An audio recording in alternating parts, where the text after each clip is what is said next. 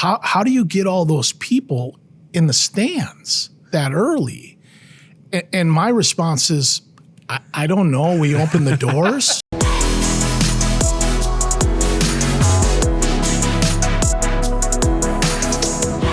Welcome to the Daktronics Experience podcast. We're on site today, and I'm with Matt Anderson. Hello, Justin. Matt, where are we today? We are at Lambeau Field today, and we're talking with Kregg. So, how you doing? Good. Thanks for having us out here. We've been talking about doing this for a long time. When you came out and visited us in Brookings, and I know you invited us out here, so we appreciate you taking the time today to talk with us. So. Well, appreciate you guys making the road trip, and I know it takes a little bit to get to Green Bay, so glad you're here. Yeah, it's cool. Yeah, we actually took 2 quick flights, so just 45 minutes up and down twice, and then we're here. That was it, yeah. But Kregg, your role is Director of Digital Broadcast and Game Presentation for the Green Bay Packers. Can you tell us kind of what that means and maybe even how you got to where you're at today? So I've been kind of kicking around this place for about 30 years and started out on the game day crew when they first put video boards here at Lambeau Field. They were Sony Jumbotrons. We had one. Then the next year we added another one in the other end zone, and was part of the game day crew and kind of moved myself up to become the director of the game day crew. The Packers did not have anything internal. So in 2013, I took a job with the Packers to kind of lead their game presentation production, the video side of things. And so a year after I was here, there was some changes in our VP senior leadership positions, and they decided to take digital, which they had, and game presentation, and then the broadcast team. We were just starting to kind of develop video on this side, and kind of a late bloomer when it comes to the NFL to sort of bring these together. And Gabrielle Dow was brought in from the Baltimore Ravens, and so she kind of created this department, which includes digital, our O&Os, our website, apps, our connected TV, and our social. So all of those platforms that are Packer run. The broadcast team, which we do our coaches show. We do another half-hour show during the week. We do specials that air across the state on Spectrum. And then really that broadcast team takes care of all of our video needs for our O&Os. So any video content that we create for Snapchat, Instagram, Twitter, and then with that, the game presentation department, which is really our in-game piece. And we also do radio. We took that on 6 years ago. Okay. So we do all of our broadcast. It's about 8 hours total of pregame, game, and postgame. But we've parlayed the game presentation portion into our broadcast department. So when we do like our coaches show, we utilize the equipment we have here at Lambeau Field to do the game. We utilize that to create content and do shows. So it's really a collaborative effort through all the departments to kind of put product out there on our, I like to call our O&Os really our antennas, right? It's the way we reach out to people. And so our shows are on there, our connected TV, it runs through there, kind of all-encompassing. Do you have your hands kind of touching a little bit of all of that? Or are you kind of more on the one side and provide a feed to the other side? Or how does that work for your position? So I started out in television. I worked at a local TV station and then moved to a production company. Was there for about 10 years. And then myself and 3 other guys sort of broke away. We put our houses up. Our wives thought we were crazy. But started our own production company. We had 2 audio suites, 2 video suites, and a graphics department, and did that for 13 years. And so I kind of lean towards the video side of things, which is a strong piece of the social and the digital part of it. I am getting long in the tooth per se. I subscribe to all those platforms, but really Duke Bobber, who is in charge of our digital department, and Ryan Hartwig, who's in charge of our social department. They're really kind of guiding that ship, right? They know much more than I'll ever know. Okay. So I kind of lean on them. And then from a broadcast standpoint, we're relatively new, but we have now 8 people in that department. And so I kind of touch the video side a little bit more than the digital side in that perspective, and I don't know how much they like when I touch that, but sure. To be honest with you, it's a nice marriage, and I really respect all of the people on our team, and they really do a good job, and so they make my job easy and make me look good. So sure. So you had this production company then for 13 years. Is it you went from that then to work for the Packers, or did they kind of overlap at all? No, they didn't. So we put our houses up. We started the company and we started doing it. And at that time was 2000 in the early 2000s. And in 2003, they finished the renovation here and they put new boards in at that time. Okay. Daktronic boards. And so we put a bid in because they didn't have any production in-house. So the company was called Made You Look. We got the contract. Nice. Okay. So for then 13 years, we were doing the production here at Lambeau Field. So it kind of overlapped in a sense. It was weird when I did finally leave the production company, sold back to my partners and took the job here, is I was here probably 2 weeks and Aaron Popke in our PR department one day in the hallway said, "What are you doing in here?" And I'm like, "Well, I don't know if you heard, but I took a job here, right?" So it kind of overlapped, but not from a business standpoint. And it was one of those things where I kind of felt at home the first day I was here because I knew everyone, I knew the stadium, I knew where I was going, and really was involved in the production room and building the room. So it was an easy transition. Yeah. That's what I was going to ask, was like what led up to that, working with them for a while and being from Green Bay and around this area. How hard was that decision, or being around the people here, knowing that was the right move for you to make? Yeah, to be honest with you, in my where I was at was that the Packers had offered me a job a couple of times, and I decided not to. And then it got to the point where they were going to bring somebody in. And so it was a hard decision being your own boss and having a piece of the production side of things. But I had done it long enough that I felt like, hey, I kind of proved that you can do it. We can do it. And then, and not, there was this passion with working for the Packers or doing work for the Packers that it was the thing I really liked to do. And so when the opportunity came, I took it. You can match up the two, what you like to do and something you're passionate about. Exactly. It's hard to turn away. It sounds like a natural progression too. You said like 13 years before you came full-time at the Packers. And then you said it's kind of, you liked being here and had a passion for that. Did it have to do with like the history of Lambeau Field, or that you kind of had been around Green Bay for a long time? Well, what's that like? I grew up here, right? Okay. And so I grew up in the 70s when the team wasn't very good. And my parents didn't have tickets, and I was probably one of 3 people in the city of Green Bay that didn't go to games. But, I very much knew the history, very much, one of my earliest memories is with my parents having breakfast at a restaurant downtown. And I remember seeing all these, like, looking back, it was like Packer yearbooks, and they were on sale. And it was right around the time Vince Lombardi and the glory years were happening. And being very young, I didn't really understand what it was, but my family every Sunday watched Packer games. That's what you did, right? And I can remember times with my mom, like going to the store and the streets were deserted and not really understanding why, but it was because everybody was here. You were one of the 3 people. One of the 3 people, exactly. Sure. But it's kind of funny. I worked at a TV station, then worked at this post house. We did regional commercials, but we also did the Lindy Infante show for a year, which, had done. So I did a coach's show. Well, Ron Wolf came in and he got rid of Lindy Infante, brought in Mike Holmgren. we had all this. I worked for this production company. We had bought a bunch of gear to do the Lindy show. We sat for a year with this brand new gear, and then the Packers put out an RFP saying, hey, we want to put these video boards in. We had all this pile of equipment we had used for the show, so we put a bid in. We won the bid. So I started shooting like in the era of Brett Favre and Reggie White in that rise of, the Green Bay Packers kind of back to prominence.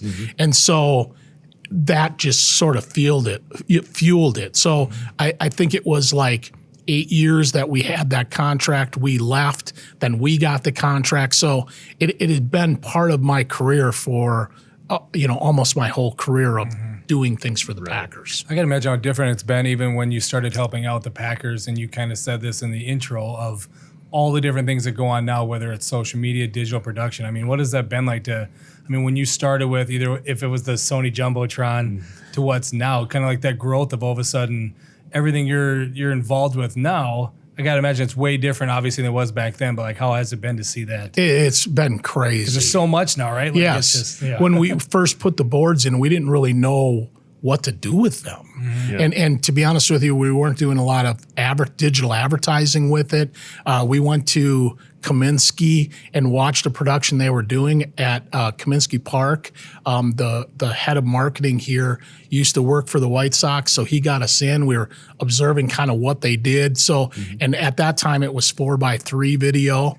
And then we transitioned to, we had a 16:9 board, but we weren't HD, so we were anamorphic. We were pulling it. Then we transitioned to in 12, we went HD, and now we're transitioning to 4K. So just from a video production standpoint, kind of watching the progression, and obviously the clarity of the boards and how good the images look. And then you're right, you add in, from a TV show perspective to all of a sudden we're doing this new website thing, and then that progresses into social, and it's been a journey that's been really fun to watch. Yeah, it's like in that all-encompassing all the different digital touch points that there are now. And maybe that was a good progression. You talked about video displays and the technology getting better. And we're here today because you're getting brand new displays at each end zone, and they're the first ever 6mm displays in the NFL for an end zone display. How exciting is that? Or you got to see them turned on, right? What's that like? Well, very exciting, and especially with the pandemic and a lot of supply chain issues. When the season ended last year and we decided, okay, we're going to do this, right? There was a lot of hesitation because of everything that was happening in the world and in supply chain. So there was definitely some sleepless nights, November, December, when we finally said, okay, we're going. And so we started ripping it down. I know that, in sharing with the leadership team, I was very excited about what these boards are going to look like and trying to convey that to people that I cannot tell you how good it's going to look. I don't have the words to describe it, right? It's been, it's been very much that we just started putting images on the board, right? So it's color bars, and how fun is that? Yeah, sure. But there is time code running on it, and so you can see the graphics, and I've had numerous people say, wow, I can't believe how clear those numbers are. Yes. And so I can't wait till we start getting some moving pictures on there, because I think it's just going to blow people away. Yeah, and that's definitely tied into, since we arrived yesterday with the different, like Lyft drivers that have been taking us around.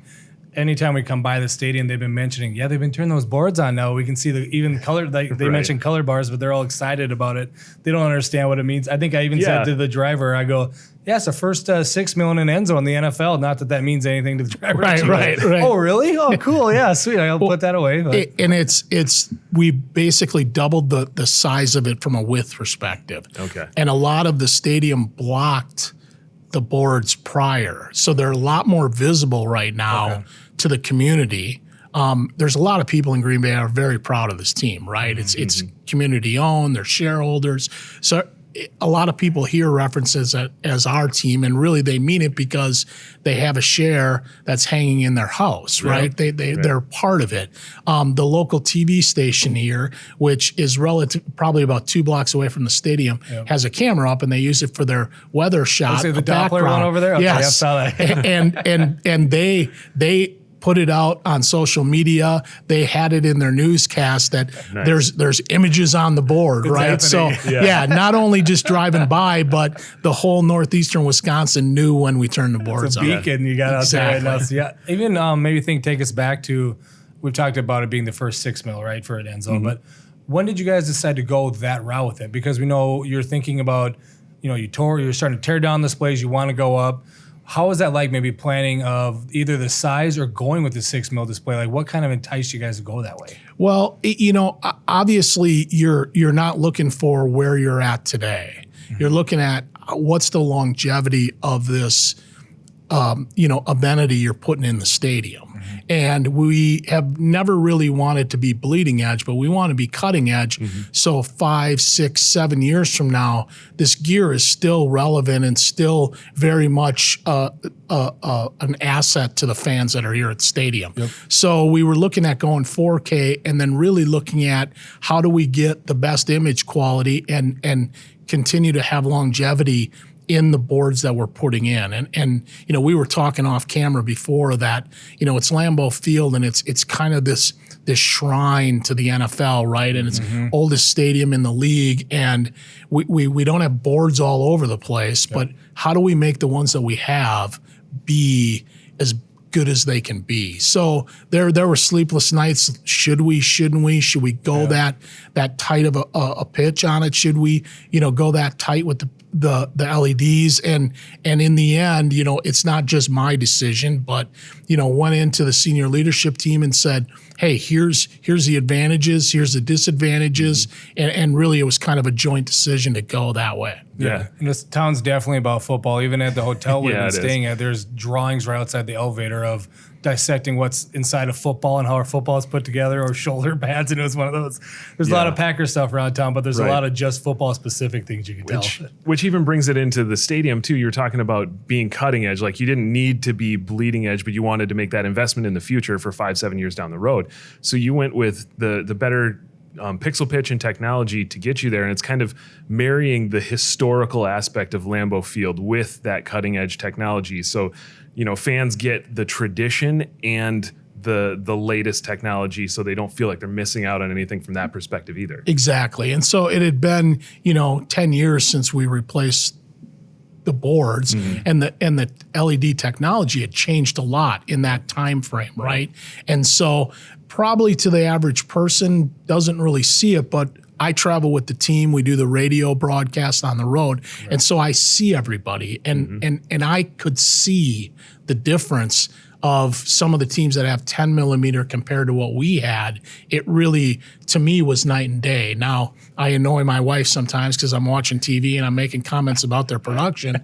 But, really, it's the fans are becoming more and more tech savvy and very much understanding that it's about, their image quality at home is getting better and better and better. And we really should try to, stay on top of that. See, it doesn't just happen to us. We always say it's a Daktronics curse that, like, friends always tell us to be quiet when we're at some place dissecting the boards. And like, is that a 6 mil or 4? Oh, the viewing angles, don't look it over there. Right. Just watch the game, be quiet. So exactly. Maybe it's just a sporting business curse, not just the Daktronics curse. But maybe tying into this a little bit, then we talked about the main boards coming on, and you mentioning, before we got on video too, of wanting to make sure to keep this as a football focused kind of a thing and not overwhelm, I'd say, with digital. You got a couple auxiliary displays that are going in too. Can you maybe tell us a little bit about how you're going to be using those to kind of help with Sure, you bet. We had 50-yard line scoreboards at the 50-yard line east and west. And to keep with that tradition in 12, when we put them in, it was some LEDs that were just the digits. Okay. And then we had a aluminum over the top of it that was the face of it, and it was painted green, and it had like down and distance was painted on this aluminum piece, and the only thing that lit up were the numbers. We had some problems though as time went on with, it is the frozen tundra and we get a lot of snow and rain and things like that. That water was seeping in where the cutouts were for the display, the LEDs. Okay. And so we were having problems with keeping that going. So the decision was made to kind of go all LED. We went bigger than we had before because we want to be able to give fans stats, right? Mm-hmm. It's a football savvy fan base, and they want their stats, and they want to see what's happening around the league, and they want their fantasy. And so we are going to keep it not as any sort of flashy prompting piece. It's really just going to be a scoreboard and stats, but we're also going to keep it to be very traditional looking and kind of emulate what that old board looked like to sort of keep with the feeling here at Lambeau. Get creative with that content and how you can make the digits look on there and maybe give that kind of traditional feel. Yeah. I was doing a shoot, this is years ago, with John Madden. And John and I were out on the field with other people, producers and people like that. And John said, Vince is rolling in his grave. And I did not really understand what he mean. And someone said, "What do you mean, John?" And he said, "Well, all these boxes. Well, this isn't football. Football's about being out in the cold and in the elements." Yeah. And it kind of struck me that here is this legendary coach, and he's on video games, and he's an announcer, and to him that was frivolous. That was too much, right? And so the thought here, and it's the organization as a whole, is let's keep this as traditional as we can, and everyone who comes in from the business side of things, the team side of things, always comments about how clean the bowl looks and how it's very much, the way you think it should be when you hear about Lambeau Field. Well, even just having, I think we said it was called like subtle stats that you have over there. I mean, like another side benefit I'd say too is people in the stands are going to have phones on them, right? So you're giving them one less thing for them to have to check on their phone, which can help them maybe watch the game more. So it's one of those, like, you got to fight the tradition with people are going to have screens in their hands, but now they don't have to look for out-of-town scores when they look down or for any other stats because they can just quick look up and then right back on the game faster. And really, I mean, they are, a factor in the game, right? Crowd noise is a factor in the game. And so keeping them engaged in the game and in what's going on in the field, as opposed to looking at their phone constantly, is a benefit to the team also. Right. This makes me think we had someone on the podcast about a month and a half ago, Rachel, she was with Crowd IQ, right? But they did some stats where clubs look at to say like how much they can track people looking at their phones or at the board, and then they would use that stuff. And that just kind of made me think of what you're talking about now. I'm not sure if you've heard of Crowd IQ. Yeah, we have it here. You have it here, okay. Yes, but that's like I remember that was a measurement. It was either the board, the phone, or somewhere else was like the main three they track. So it's like something that you use then to be like, all right, we don't want them looking at things too much, or is that kind of a... Yeah, I mean, it's relatively new. I believe this is, last year was our first full season with it. So but it is definitely something that we track and keep an eye on. And like I said, I mean, it's about having the fans get engaged in the game and, helping us when we're on defense and helping us when we're on offense and really trying to keep the fan focused on what's going on. It just made me think of it as the discussion of like, where are they looking and being how important that is. But and a lot of the conversation so far is focused on, the history of Lambeau and in the bowl, around the game. And you said you want to keep their attention, especially on the game. And we are putting in 60 other displays around the concourses. So when fans are away from their seat, they have a chance to, stay connected with the game or keep up with what's happening on the field. Can you tell us a little more about those displays and maybe what you're excited for with those being implemented? Well, in 2003, when they did the renovation of Lambeau Field, is when those concourses were basically put up, right? And so it really hasn't changed in the last 21 years. And so the organization decided that, for the fans in the stands, we want to upgrade their experience, not only in the bowl, but in the concourses. So it was kind of a natural progression. All we had were TVs all around. So the progression is that, and how we laid it out is anywhere you are in the concourse, you see a large display. And so as you're walking, you see one, and as you get up to it, you can see the next one, so you don't miss the game. Oh, okay. We've also put in some advertising pieces that we're utilizing and informational pieces, boards that aren't your traditional 16 by 9, but just to get information to the fans when they are in the concourses. Yeah, no, I like that. People not missing anything, or Yes. even the importance of that as their way, because I'm not sure. This is my first time in Green Bay, so I haven't been here for a game. Is it kind of, we've heard the phrase, come early, stay late. Yeah. Yep. Is that kind of something that goes into that? So like before kickoff, people can kind of come in, go around the concourse, hang out before they come in, or do they stay for a while after? Kind of how does the game day go with like the concourse? Well, it's interesting here. It really is. And I was at a league meeting and given a presentation, and we were given a presentation about it was Play 60, which is an initiative of the league as far as kids and participation and activities. And we were showing what we had done, and someone stopped us and raised their hand and said, when are you doing this? And I said, it was probably half hour before kick. And then I started again, and they stopped me again and said, how do you get all those people in the stands that early? And my response is, I don't know. We open the doors. Yeah, it's Green Bay. It's Green Bay, and it is a destination. It is a bucket list, and so we get fans to come into the stadium early, and stay late when we win for sure. Right? But it was also about the amenities that we talked about and trying to give fans what they want. And so when I do go in the concourse and I'm walking the concourse, that I'm still engaged with the game, or not. Also the content we're providing in pregame, at halftime, postgame, all that content is available for them to see. And I think it's something special, just even with what's going on here about how people want to be in the game, because we've been around here, and we've heard from many people just from the day we're here about on game day, this looks completely different, right? There's these huge tailgating spots, the different bars and restaurants open up, and there's a ton of people there. Yeah. But yet you don't have problem getting people into the stands. But I've been to a lot of like big D1 colleges where they have a gigantic, passionate fan base, but everyone loves the tailgating, being around outside, and they struggle with getting all those people in by kickoff. So you have a little bit of both almost. You have a lot of people who love to gather around the stadium, but they don't hesitate to come in and get ready before game time. Yeah, very much so. I mean, we still do what a lot of teams do, where hour beforehand we shoot off fireworks, we make announcements.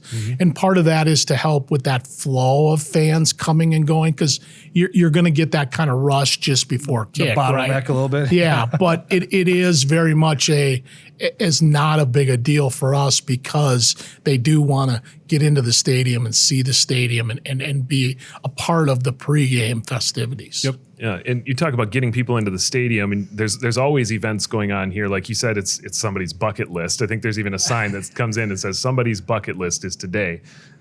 What do you do for additional events? Are you thinking of even using those concourse signs during other events, or are there different displays located in different areas for other events? So a couple of things. One is that really this stadium was built for football and football only, right? But we do have a concert in the summer typically, or some type of event. We had soccer last year. We had a soccer event. We've done college games here. So definitely utilizing it for that. And then we also do have a lot of areas here that we rent out for special events.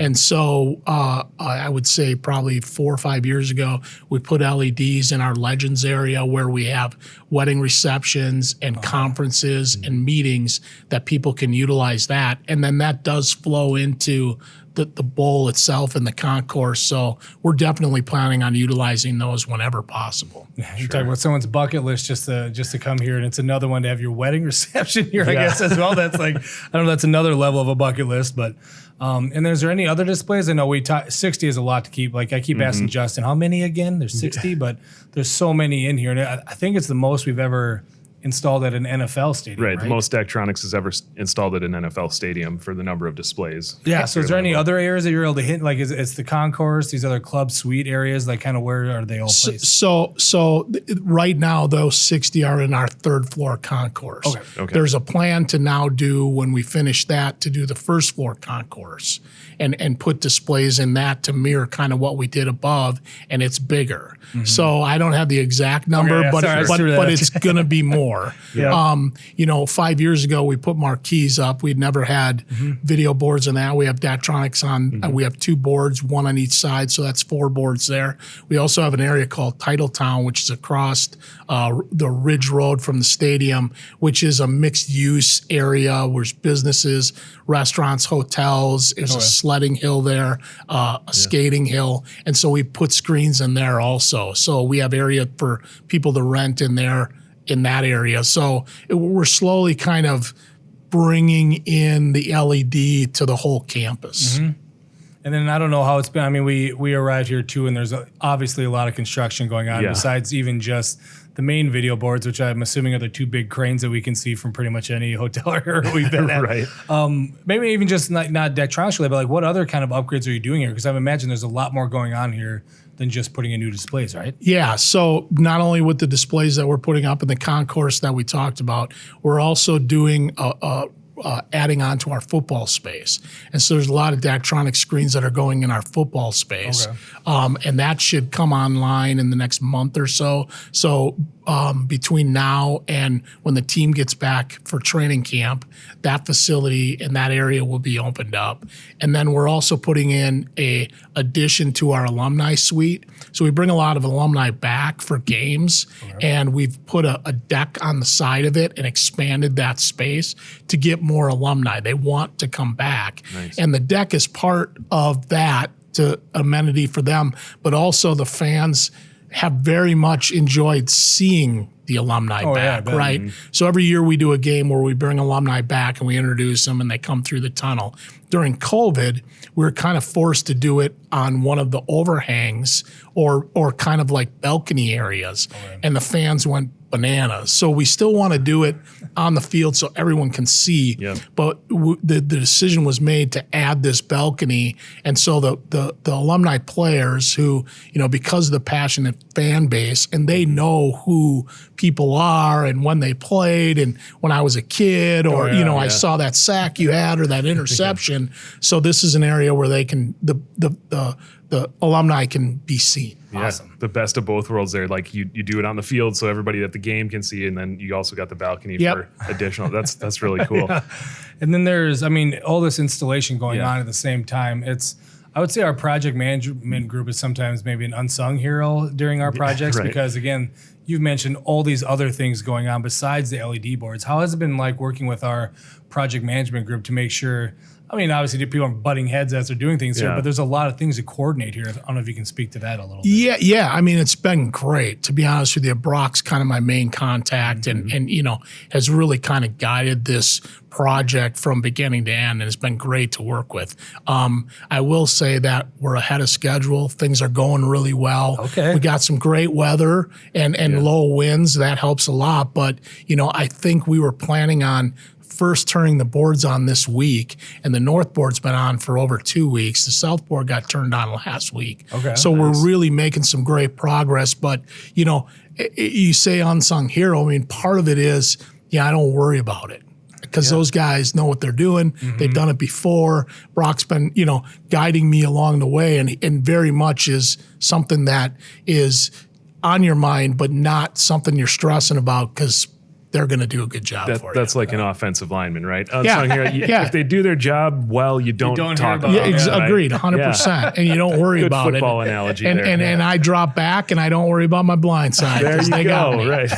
Nice. No, it's always like when we plan these trips too, our lead sales rep, they ask, but it's always like, if you need to know dates or anything, ask the project management group. They know like what's going shipped, installed, when's it turning on, when's the first event date. And I think it's even like you said, from beginning to end, they're involved before the sale even. Agreed. Trying to make sure, because they can't just come in right when it's done. Yeah. As we say, it's not hanging a TV on the wall. I can't remember how many times we've talked to people about it's not going down to Best Buy and grabbing a TV and just hanging it. There's so many other things involved. 100%. Yeah. Power, connectivity, Yeah. you know, heating, cooling, all of it. And really, you know, and this is with most sports, but with football, you know, the season ends and you kind of have this pretty small window that you better get the thing up and running in time, right? And you can't control weather. And, you know, talk about the frozen tundra. I mean, we're talking January, February, March, when the weather can be really unpredictable here. And so, you know, I think obviously they put some buffers in, but it's gone really well. Yeah. Is there anything then now that since the boards have been lit up, like I know you've been involved in this process throughout all of it, but is it now the boards are starting to get power lit up and content to them? Now it's all right.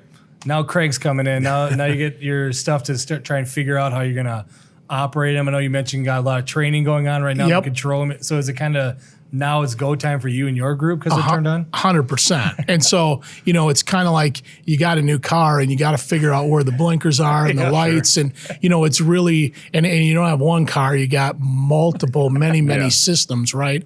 And so we're just really trying to get up to speed to be able to drive the car, which is the boards itself. And so, yeah, now is our time early on to kind of plan it all out. And then, you know, the integrators come in and put everything together. And now you got to sort of figure out how to run it and then also train your staff on how to run it and how to, you know, they may have used a Sony camera before, but these are new, or they might have used this piece of equipment. It's new. So it's very much you know, now is our time to kind of hunker down, and we're in training camp right now. You're in training camp. There you go. There you go. So as stadiums are always kind of evolving and changing and adding different things, have you guys been kind of adding different things year over year, or with the new displays and everything, is there just a lot new this year compared to others? So you're always trying to upgrade and you're always trying to add new pieces.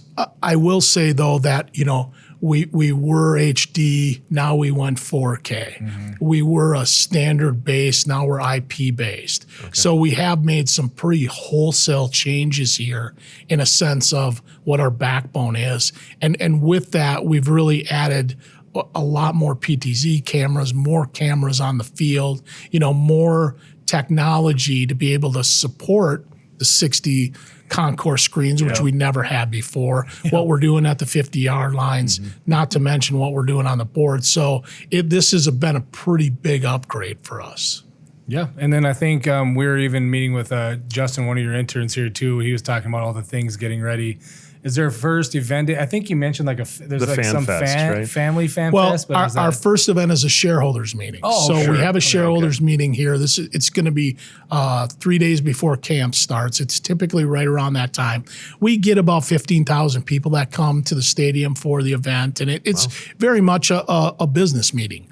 We have a stage on the field, and so that's kind of a toe dip of getting the system up and working, and then a week and a half from then, 2 weeks almost, we have a thing called Family Night. I couldn't tell you how long they've been doing it. They've been doing it a long time. It's really just a practice in the stadium.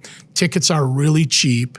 We fill the place up. We have a huge laser and fireworks show at the end of it. And it's really our first time to kind of take the car out of the garage, right? You're not going very far. It's just practice, but we take it out of the garage. And then 2 weeks later is our first home preseason. We're away for the first week. And then we have 2 preseason games. So that'll be really the big test, but we got a couple of, milestones to hit before we get there. I was going to ask about that family night. Is that like right before or your kickoff to the season, so to speak? Very right much so. Preseason? And we broadcast it throughout the state. It's very much it is a practice, but it's kind of that introduction to the team. And our quarterback Aaron Rodgers went over to the Jets, and so we have a new quarterback. So it's something that is going to get a lot of buzz this year because of all the new pieces that are on the team right now. Yeah, people want to see them. So I'm even thinking about all the different upgrades we talked about today. And this is not meant to be a loaded question, but I'm going to ask you, what is your favorite part about all the new installations and things going on here? You don't have to say the big new video boards on the left and right. If it's a favorite camera, go ahead and say it. But like, what's kind of is there a single thing that you're looking forward to the most from these upgrades? And I'm going to take the weak way out here, but Okay. the system as a whole, Okay. it's such a change for us in a sense of, going IP and going 4K. And so more than anything, I'm just waiting to see what this image quality is. And I can't wait to really start to play with this. Yeah. And the LED board comes into play with that, right? Because you can have this really strong engine behind you, but if you can't punch it, then it's just a strong engine. Here I feel like our boards can handle what we're outputting. And so like I said, I really just think that I'm excited about what the image quality is going to be as a whole. And I think people are going to see it. Yeah. We talked a little bit about other events that can be held here, but this really is a beacon of football here in the middle of Green Bay. And you got some exciting news recently that the draft is going to be here in a couple years. Yeah. Are you kind of excited to have that here and maybe even showcase some of the new stuff you got? Yeah, 100%. I mean, it's a league event. And so they kind of decide where the main stage is going to be, where the green room is going to be, where all those things are. But, they have said it's going to be on this campus. And so very much excited about, and timing wise, this really works out that we have this new system. We're going to have a year under our belts using it, and then really another season before the draft comes in 25. But, the city's excited, the state's excited. It's really, we will never have a Super Bowl here, so it's really our opportunity to kind of let Green Bay and the state of Wisconsin shine. And so, yeah, we're really excited about it. Awesome. Yeah. I can definitely tell everyone's already excited for everything football. Because again, I'll probably cite this many times, first time in Green Bay, but the houses that are even just close to the stadium, and then there's just So the close. fences are all painted and with murals on them. And then I think the Lyft driver even pointed out you have like Fox NFL has a house they bought nearby and these different things. It's one of those. Yeah, I didn't even know about all the these. local Fox station has a house across the street. Yeah, we saw the flag or the window thing. And it's Lombardi Avenue they're on, but really the house address it's called Shadow Lane, is the road back there because Right. it's in the shadow of Lambeau Field. Oh, cool. And so there's a lot of party houses. People kind of rent them out. Some people, this is like their lakefront property, right? They wanted to be, they're big fans and they wanted to be close to the team. And so bought those properties and don't always live there year round. But it's really kind of cool. And Green Bay really has this collegiate feel. When you come here, the tailgating, there's bands that walk around. It's very collegiate in its feel. Now, it's been a long time since I've been able to be out there during it. Yeah. But even just looking out the windows of the press box, looking over the west side of the stadium, I mean, you can feel it. And you're not, I'm 7 stories up, but you can feel what's going on down there. One of the most unique environments for an NFL team. For an NFL team, yep. The backyards of those houses face the stadium. It's just literally right across the street. You don't have that very And on the places. south side, there's backyards that literally come right up to our parking lot. Yeah. So it's very much surrounded by the community, which that's what this whole thing's about, right? And if you look at the history of it, and in the 30s and in the 40s and in the 50s, when the community rallied around the team to keep it here and to sell stock to raise money to keep it here, it's really kind of cool that it's withstood the test of time. Yeah. Absolutely. And then I'm thinking of maybe even, you've gone through a lot of this. We talk about several upgrades you've even been a part of, but even maybe thinking of this latest one, if anyone is going through something similar to what you just did, is there any advice you'd give them or anything that happened that you didn't foresee or just any kind of overall advice you'd give? I part of it would be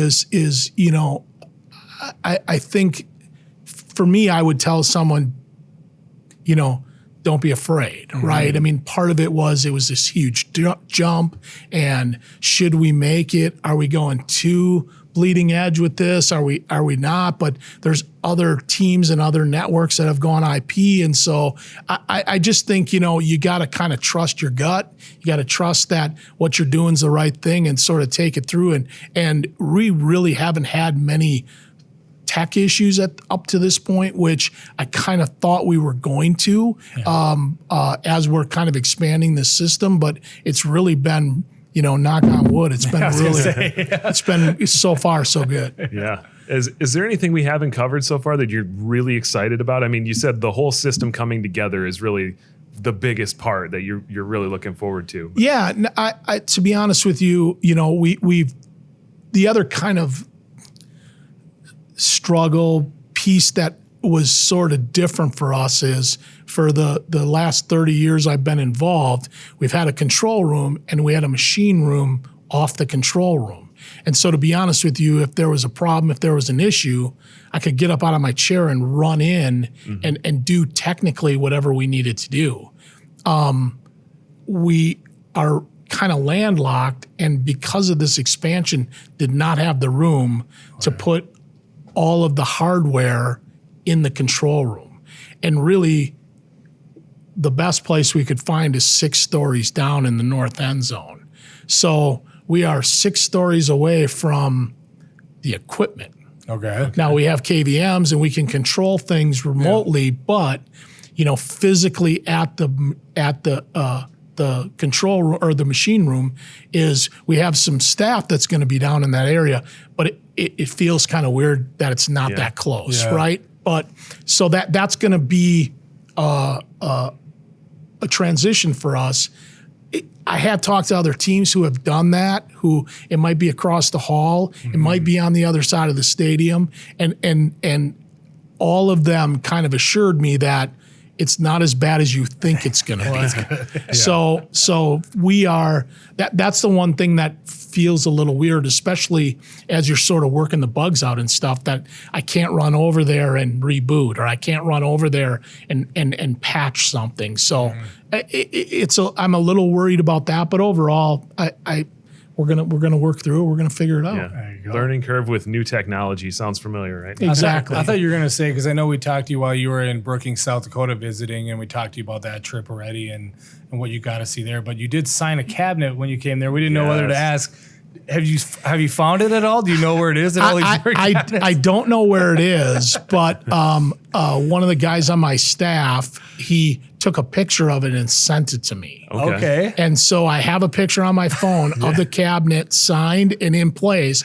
Him and I have not looped back to find out where exactly he was. Which board? Yeah, I'm not sure which board or what floor of the board it's on, but I do know it's somewhere here. It's signed. It's in the stadium. We know it's like cool. It was cool. Were you signing it there? I know we got pictures and videos when you're in Brookings doing it, but it's one of those. Yeah. There's a lot of boards going up here. I hope he actually sees or finds it. Yeah, it's one of those where I kind of want to get over this hump of figuring out how to drive the car, and then when I get past that and feeling a little better, maybe I'll take a little trip and go find it. You'll wander around and try and look for your signature. No doubt. Yeah, it was a cool experience, and I've had multiple people who saw the video kind of comment on it. That's cool. Beck TV's doing our integration, and they saw the video and were teasing me about signing the board. That's awesome. It's a really cool story. Your name's now part of the history of the video displays at Lambeau Field. Now I'm trying to talk some of the younger guys into, when I'm long gone and they tear it down or replace it, that they make sure like they take the backing off and put it back on so it stays there. There you go. Or keep it in the control room. There you go. There you go. That's awesome. Well, Kregg, this has been great to hear your story and hear more about even the history of Lambeau Field and the new displays that are coming here. It's great to talk to you. I appreciate you taking the time. Hey, thanks for you guys making the road trip, and it was a lot of fun. Yeah. Thanks, Kregg. Thanks.